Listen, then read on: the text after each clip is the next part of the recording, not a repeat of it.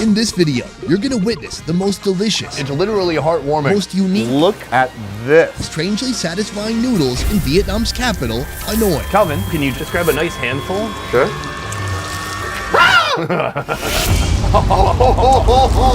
But first, let's back up. In this series, we're taking on the ultimate Vietnamese noodle tour from the north Guys, have you ever just seen one giant flat noodle like this? to the central region. We're in a tiny, very local noodle factory where they're one of the only places still making this noodle the old-fashioned way. All the way to the south, deep into the Mekong Delta. Oh, I see it, dude. There's a steaming pot of broth on her boat. Hi, Xin Chao. Calvin, please translate. Today we're taking on the familiar with a little bit of a twist. I've never had this in Vietnam. What would you call this? So, All the way to the creepiest bowl of noodles in town. going from these live creatures to something you can eat on some noodles. That's wild. It all starts here. The noodle tour has officially begun. We're starting right here in Hanoi, and I am in the kitchen ready for a noodly breakfast. The pho most people are most familiar with internationally would be beef pho, but actually here in Hanoi, chicken pho is super popular. This place specializes in all things chicken pho. The amount of ingredients you can get here are insane. Unlaid chicken eggs, chicken butt, chicken pancreas. But before any of that, you have to start with the banh pho. That process is actually starting right now beside me. Steamed rice noodle sheets, the foundation of every pho dish. Made from rice flour, cornstarch, water, salt, and rendered chicken fat. Apply the batter to a steamer for a few minutes, and you get this. Okay, here we go, the big moment. So she uses a wooden rod to slowly peel that layer of banh pho off, and then she's gonna hang it up on the drying rack. Uh-oh, there's not a hole in there. Oh, after this cools down, they're gonna bring it to a different station and cut it into those beautiful pho noodles that we're also familiar with. Let's go. I want to complete a childhood dream. I've always wanted to just put one of these in my mouth. This is a banh pho that's already cooled down. Do you see how it's not afraid of a man's touch? That went a lot differently in my mind. It's very pillowy, almost squishy and soft. Could use a little bit of broth. Assemble the noodles, spring onion, herbs, and chicken meat. Then level it up with a clump of boiled unlaid eggs, chicken pancreas, fatty chicken butt, and this. Did you know you could eat that? Finally, top with more veggies, and to tie it all together, a delicate, heartwarming broth. Oh, it's literally heartwarming. It's like if your parents give you a hug. I imagine. I've read about it in books. Because they never actually gave you a hug, did they? Yeah. One time. They thought I was someone else. Joining me on this cross-country noodle tour, my good friend Calvin Bowie. Noodles are something that I grew up with. It's probably my favorite dish to eat in the whole entire world. I love the texture. I love the variety. I love the versatility. This is one of my favorite, kind of unknown but still underrated ingredients in the world. Like, this would have become an egg if you gave the chicken a little bit more time to poop it out. And yes, I mean poop it out. Do you guys know where the eggs come from on the chicken? There's not a separate egg hole. Let that sink in. It's so creamy. I mean, it's more creamy than any chicken egg that's boiled. The texture is very much like if you mix the egg white and the egg yolk together. It made a little omelet, but that was still in a spherical shape. Delicious. I'm told this is a pancreas. Pancreas bone. It's very livery in taste and texture. Also very lemongrassy and fatty, kind of dark meat. Oh, having that fresh noodle appeal truly is making this bowl a 10 out of 10. When I tried it earlier, it had really almost no flavor to it. It was just about texture. Obviously, all the flavor here is coming from the broth. It gets soaked into the noodle. I mean, look at how thick these are. It's like a scroll. Do you want to write a story on there? Yes. This is one of my favorites. I've never had this in Vietnam. What would you call this? This is from a rooster. It's the back part of their mohawk. It's the coxcomb. The Yeah, see that, you dude? can. I said cod cub one time, you got mad at me. My favorite word?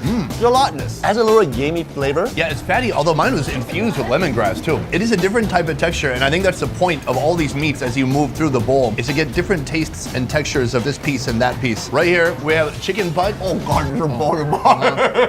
Oh, it's so good. I love chicken butt, and I used to be afraid because it was, you know, had the word butt in it, but I've learned to love butts. And I cannot lie. That's right. This next noodle is a beloved staple of Hanoi, even though its main source of protein may be a major turnoff for some. I'm here to find out if this is an acquired taste or love at first bite. Look at this. Stunning. Me or the snail? Both? But one of them looks slimy. I will not say which one. Dozens of different snail species are eaten throughout Vietnam, from freshwater to oceanic, from very, very small Wow, look at that. to shockingly huge. This thing is a monster. Here at this family-owned restaurant, they've been serving freshwater snails with noodles for over 70 years. Why do people love the snails so much? Ốc này nhiều canxi. Full of calcium. It's good for you, and it's organic. How do you know when it's a good snail? I mean, I'm looking the snail in the eyeballs. They won't even make eye contact with me. Mình đi mua ốc mình phải chọn. In the morning at the market, she'll put the snails into a bucket and she'll submerge it with water. The ones that are alive will sit upright with the shell looking towards the sky. But the ones that are dead will go upside down and just show you their booty. If she's gonna buy a snail, it better be a snail that she can murder herself, correct? Of course she does. The snails are boiled, then hundreds of them are dug out of their shell one by one. I understand when you make a beef stock or a chicken stock because they've got bones, but how do you do it with a snail? Nước luộc con ốc này ra. She boils the snail. She mixes that in with certain herbs and a special rice wine vinegar. Add in tomato, chili paste, and spring onions to create this earthy broth. Now, the assembly. First, add the noodles. Like pho, bun is also a rice-based noodle. Bun is such a legacy dish. It's come from our ancestors. It's something that you see in everyday life. It's an OG. ON, original noodle. Top with a batch of snails, spring onions, and heartwarming, steamy, tomatoey broth. Right here we have our super steaming hot bowl of bun and out. The broth looks completely different from that chicken broth that we just had. This is clear, almost like a fumé, a French term for a broth made of seafood. Somebody went to French cooking school. Where? How much did that cost, by the way? 45,000. Do you make that money back ever? No. It certainly doesn't have like the depth of bone broth, but it's still very savory. It is just very light and airy. We should try some of this bun. Oh, look at that. This is just the right moment. It's soaked up just enough of the broth. Springy, and it's light. It's such a great vehicle for flavor. It's a good point. You see it mixed with just about every different creature they have in Vietnam, including The snail. look at this monster of a snail. It looks like a leech almost. Earlier, I was watching her take these snails out and she just twirls them with the perfect technique to get all the meat and all the poop out of there. So special. Wow, that one was briny. Intense seafood flavor. Somehow it's meaty and crunchy at the same time. It's like a cartilage. Yeah. And there's very few things in life that have those two textures together. Absolutely. Oh man, I'm in love. I know like if you get a close-up of this snail, it's gonna look weird and bizarre and a little bit funky if you've never tried it before. It's like you have to try it and become acquainted with it. Then you start looking at it and you go, oh, I know you look kind of ugly, but boy, you taste good. Soon, we'll see how this slimy creature has crawled its way into one of this city's creepiest bowl of noodles. It's like the scene in Indiana Jones. But before that, this. A double dose of noodles for one seriously low price. It's called bánh đa cua. Món bánh đa cua này ăn nó rất là ngon, nó thanh, mà cái này nó cũng đầy đủ hết các cái chất như là chất xơ, canxi, đạm đỡ đầy đủ, cho nên là mọi người rất thích cái món này. Tucked deep inside a local market, hidden away from the main streets, Miss Phuong is serving up a recipe she inherited from her mother over 30 years ago. Mẹ chị dạy là nguyên liệu là mình phải mua đồ tươi, làm là phải sạch sẽ cẩn thận. Như thế thì khách người ta mới tìm đến với mình, nhất là trong chợ. In a bowl, add some poached veggies, then two types of rice noodles, a brown one and a white one. Top it with fish cakes, slices of beef tenderloin, crab paste, then a savory broth made by boiling pork bones and crab paste for hours and hours. I've never had this before. I've never even seen it. This is bandana. Bandana. It's like bandana Ah, without all the extra syllables. Right, Bandana. Let's get the broth. Oh, those are the flavors that I love. Just that really seafood-esque flavor. Yeah, like if you steamed a crab and then you wrung it out like a towel, it would taste like that. That's how she did it. I think this one is really about getting a little bit of the vegetable, a little bit of the noodle, pieces of the tenderloin, the fish cake, and also a little bit of the crab patty. That is a great bite right here. Why aren't you there with me? I'm gonna eat this and then eat more.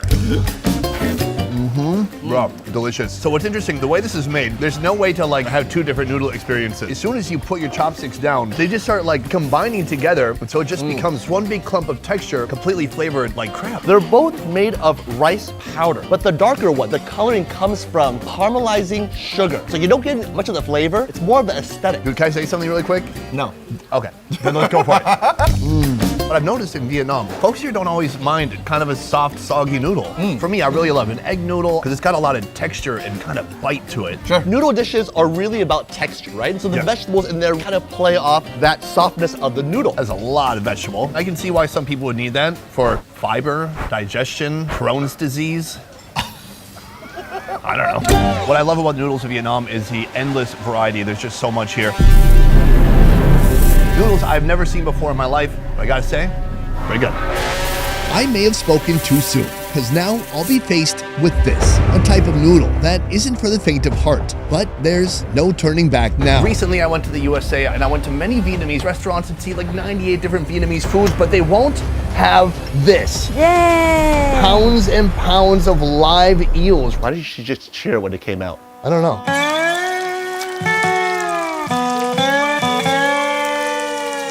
This swamp eel has made a 200-mile journey all the way here to Miss Dean's prep kitchen. Where'd you even get these eels? Ở dưới đất người ta cắm sâu nước là con đưa nó chui vào cái ống này này. Oh, interesting. In the rice paddy, they put a bamboo pipe into the ground and the eel slides inside of the bamboo. Oh, that's wild. This eel is the foundation for her famous noodles. Noodles she's been selling for the last 36 years. Here's how it works. These smooth-skinned, slippery creatures are dumped in their final stainless steel resting place. Yeah, what's that like? It feels slimy. It's like the scene in Indiana Jones when all the snakes are just slithering away through crevices and hands. If he rubs that on his face, is that good for his skin? Massage được đấy. She adds in salt, the eel's only weakness. After a few minutes of writhing, the spirit of each eel ascends to the eel paradise in the sky. Meanwhile, on Earth, it's time to get cooking.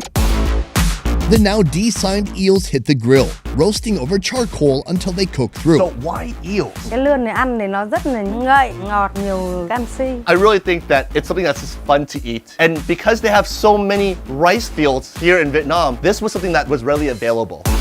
Now, one by one, she splits them in half to remove their bones and organs. Shred the eel meat into smaller strips, dredge it in flour, then deep fry in hot oil until they're perfectly crispy. With our eel transformation complete, it's time to bring this all together. Blanched cellophane noodles and veggies are added to a bowl. What is cellophane? It's what you stuff into boxes. You could eat that? No, you can't. Cellophane noodles are made of arrowroot. It's a underground root and it's usually found in the mountains. Add MSG, soy sauce, the fried eel, roasted peanuts, fried shallots, and cucumber. But no cucumber for me. On the side of our dry noodles, a rich pork bone broth. Time to dig in. Calvin, this is our fourth and final noodle of the day. We saw this just moments ago. Was so slippery, slimy. Sunny, now shake my hand. We have been friends for so long. This is Too intimate. So we've gone from that to this right here. That is quite a process. I'm gonna give it a little bit of a sniff. ooh, Smells good. nutty aroma. Kind of like fried fish skin. Let's try it out. Oh, that's good. The transformation of the year, my gosh, is so different. It Still tastes like fish. has a little bit of earthiness to it. You know, because it's this mud. Can we get any more sound effects at the moment? It's this earthy creature. It's in the mud. It's in the swamp. And so to maintain some of that essence, but then all the flavors she put on top of it have made it absolutely delicious. That is just a topping. Underneath, we have the cellophane noodle, also known as a what noodle, Calvin? A glass noodle, Sunny. And then you've got a sidecar of broth, so you can still wet your whistle. Wet your noodle. Oh my God, I love it. They're not super soft. They have a nice bouncy spring to them. It's super salty, savory. It really absorbs all that sauce, right? Do you know what sauce is in there? Soy sauce, shallow oil, and a little bit of magic powder. Ah, yes. We're gonna have an MSG heart attack later. The other thing I love about this noodle is that it's not clumped together at all. Look at that amazing separation. Every time you pick it up, they're completely separate from one another. This is a pretty ultimate bite right here. Some eel, some noodle. Let's do it. Yeah. Even with the eel, the star of the show still is that glass noodle. The eel is just creating a nice crunchy little crouton, adding texture to the noodle, but there's no real strong flavor to it. A little bit of a sip. Oh, the broth is real clean, refreshing, kind of herby. This is one of my favorite noodles today. This is what I mean by like realigning your taste buds. Before trying this, I thought I'm gonna take about 2 bites. It's gonna taste like a swamp. It's not gonna be good. Yeah. And it's stunning. I'm a new man, I'm born again, and I've been baptized in eel broth. Amen. Amen. Best Ever Food Review Show is a small team of independent creators, and everything we do here works because of you guys. Click the link in our description to join our Patreon and receive exclusive benefits. A peace. Welcome to the Best Ever Food Review Show. No. I'm just kidding. Just kidding. Mine looks like art. Yours looks like a refuse container. How are you so good at this? I'm Vietnamese. I'm a food expert. This dish really was a great way to end this episode. Why are you speaking in such a deep voice? Eel causes puberty. She's got everything very orderly. You can just see all of her ingredients she's working with. And so it's very appealing. When you take one look at her stall back here, it's like, yes, you are the chosen one. I will have 2. That was beautiful. Thank you. Now, ma'am, put her there. Bác tay. Such a pleasure to be here. Come to America, especially Texas, we all do that. And we might do one of these too. Chicken intestine, soft, but still a little bit chewy. Very gritty in texture. Oh, maybe yours is on a weird diet. Interesting. Okay. So in the morning, Yes. you get a phone call. No, I thought if I could hear the waves of the pond. Không phải là ốc biển đâu mà nghe thế được. This is one of my favorite noodles today. It's like the Jake Paul of noodles. It's an underdog. It's like you can't box and he's knocking out Tyron Woodley. Ben Askren, Nate Robinson, the basketball player. You know each. Cellophane noodles can be eaten by everybody. Old people, young people, and middle-aged people like you and I. I'm not middle-aged yet. But I am. What are you, Generation X? A late boomer. And a late bloomer. That was between you and I, dude. All right, I did not mean to bring that up.